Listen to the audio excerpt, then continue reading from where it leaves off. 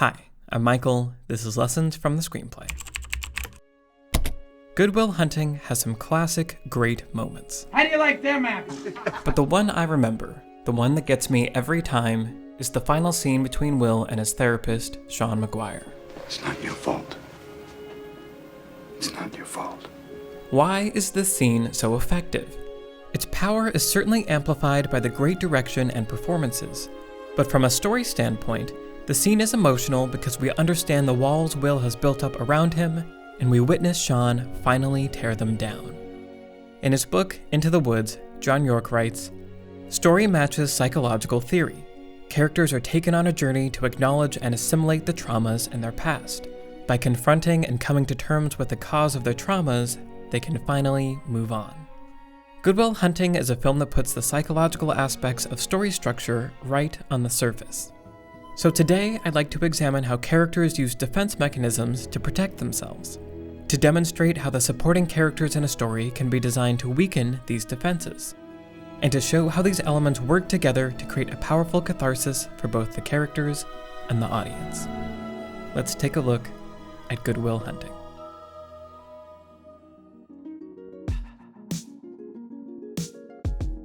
In stories with a positive change arc, the protagonist begins with a weakness, a lie they believe about themselves or the world that they will have to overcome. Often, this weakness is rooted in some past trauma, sometimes referred to as the wound. In Good Will Hunting, Will's wound is his awful childhood, growing up an orphan who suffered terrible abuse at the hands of his foster father.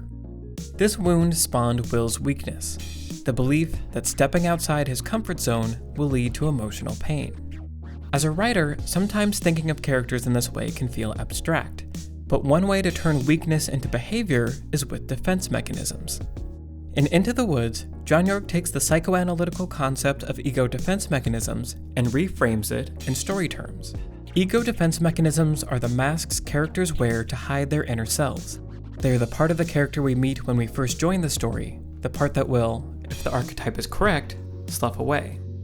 In his first session with Sean, we see how Will's fear of exposing his wound in therapy expresses itself through defense mechanisms. Let's let the healing begin.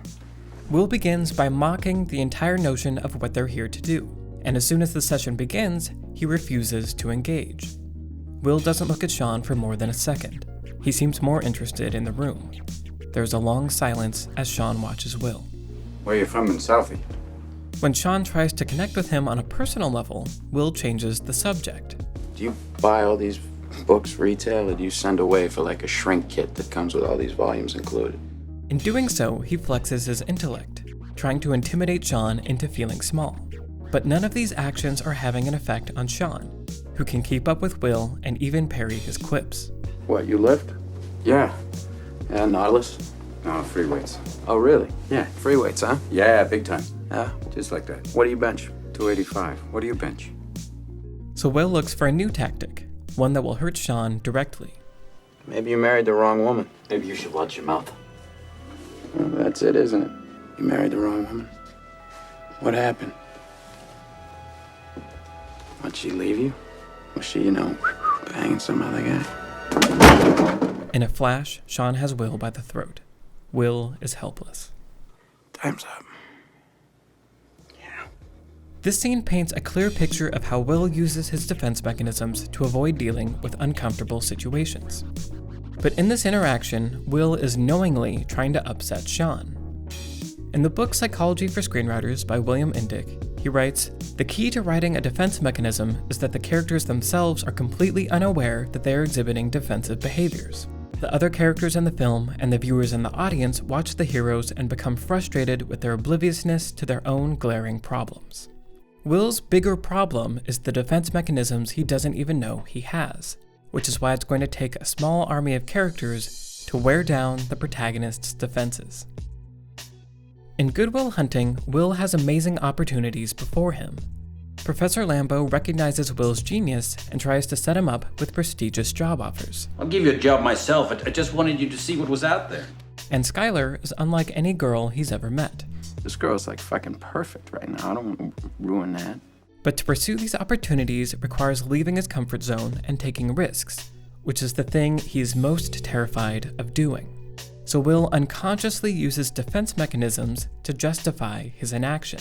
The question isn't, why should you work for the NSA? The question is, why shouldn't you? After turning down a job offer from the NSA, Will lets loose with a worst-case scenario of what could happen if he accepted. Now the politicians are saying, oh, send in the Marines to secure the area because they don't give a shit. It won't be their kid over there getting shot, just like it wasn't them when their number got called. Here, Will is using rationalization, explaining his decision in a seemingly logical manner to avoid the emotion behind it. But Sean calls him out. You're always afraid to take the first step because all you see is every negative thing 10 miles down the road. Look at me. What do you want to do? You and your bullshit. You got a bullshit answer for everybody. But I ask you a very simple question, and you can't give me a straight answer. Because you don't know. Sean forces Will to see the truth that he's hiding from. Once Will's relationship with Skylar gets serious, I want you to come to California with me. Will again jumps to the worst-case scenario. You could be in California next week and, you might find out something about me you don't like and, maybe you wish you hadn't said that. Rather than let him get away with rationalizing his refusal, I can't go to California. Why not? One, because I got a job here. And two, because I live here. Skylar calls him out on the real issue. You're afraid that I won't love you back. You know what? I'm afraid too. Fuck it, I want to give it a shot, and at least I'm honest with you. Skylar forces Will to see the truth he's hiding from. But Will isn't ready to change yet, so an even harsher mix of defense mechanisms are triggered. Will looks Skylar dead in the eye. I don't love you. This is a small-scale form of regression, returning to an earlier safe state before he was in an emotionally challenging relationship with Skylar.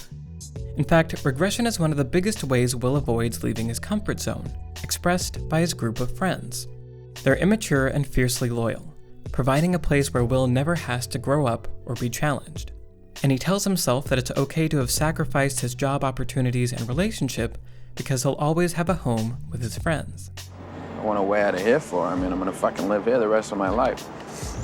Be neighbors, we'll have little kids, fucking take them to Little League together up Foley Field. But Will is in denial about what he really wants. And Chucky, his closest friend in the world, calls him out. Look, you're my best friend, so don't take this the wrong way, but in 20 years, if you're still living here, coming over my house to watch the Patriots game, still working construction, I'll fucking kill you. I mean, you're sitting on a winning lottery ticket. You're too much of a pussy to cash it in. It'd be an insult to us if you're still here in 20 years. Chucky forces Will to see the truth he's hiding from. This moment is a turning point, one where Will realizes the only person keeping him from moving forward is himself. Through the conversations with the characters around him, Will's defenses are lowered. But it's not enough. Because this isn't a story about getting close to changing and then reverting to previous behavior. It's a story about meaningful change. And that requires catharsis.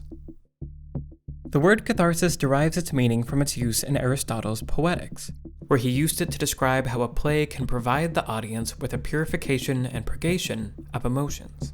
Later, the physician Joseph Breuer applied the term catharsis to psychotherapy, describing the process of releasing and thereby providing relief from strong or repressed emotions. Because of the dents made in Will's emotional armor throughout the film, in this climactic therapy scene, he will finally release his repressed emotions. Upon realizing Sean has his file, which contains images of the physical abuse he suffered, Will asks, Have you had any experience with that? 20 years of counseling. Yeah, I've seen some pretty awful shit. Have you had any experience with that? Personally? Yeah, I have. As they commiserate about their painful childhoods, Sean looks for a way to get through to Will. You see this? This is not your fault. Yeah, I know that. Look at me, son. It's not your fault. As Sean repeats this phrase, Will starts to go through his arsenal of defenses, starting with making light of it. It's not your fault. I know. Then, Will claims to have gotten the message, hoping Sean will stop. It's not your fault.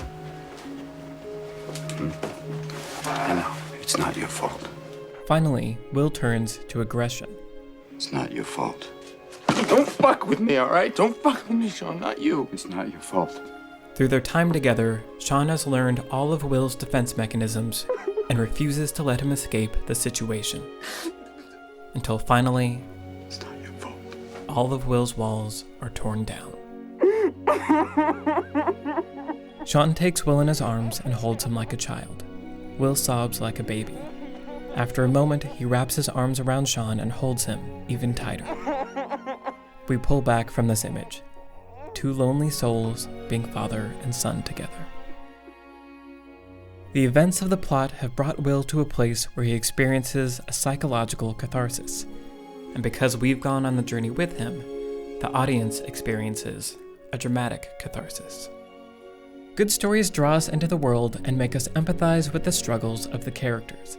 We witness their inner conflict as they avoid the very thing that will make them whole, often recognizing that same behavior in ourselves.